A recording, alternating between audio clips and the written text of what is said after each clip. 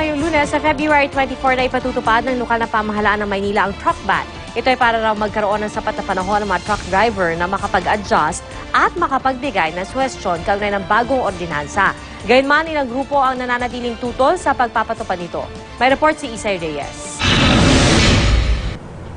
Iniurong ang pagpapatupad ng City Ordinance 8336 o ang truck ban sa Maynila. Imbes na sa Lunes, February 10, ipatutupad na lang sa February 24. Ayon kay Manila Mayor Joseph Estrada, ito'y para mabigyan ng pagkakataon ng truck operators at pakinggan ang kanilang suwestyon. To give more time for them to give some suggestion, and we give in to them that we postponed it for about 2 weeks. 2 weeks. Or, yeah. So, 24.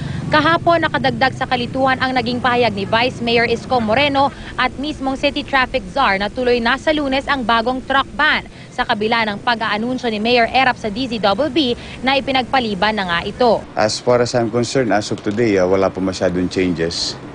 But there is already a law.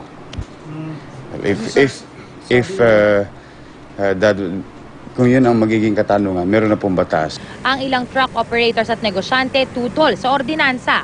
Sabi ng Aduana Business Club, ang asosasyon ng brokers at truckers bukod sa delivery of goods, makakaapekto ito sa import at export industry ng bansa.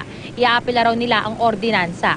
Sa ginawa raw kasing public hearing bago ang naging announcement nito, mahigit 90% ng truck operators ang tumanggi. Malaking kabawasan kasi sa ngayon yung normal namin, 6 to 8 containers a week.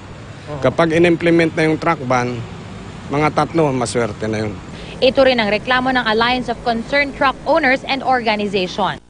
Hindi naman makabuluhan para sa aming truckers yun. Kasi sa amin ay walang way na maging acceptable itong daytime truck ban. Isay Reyes, GMA News.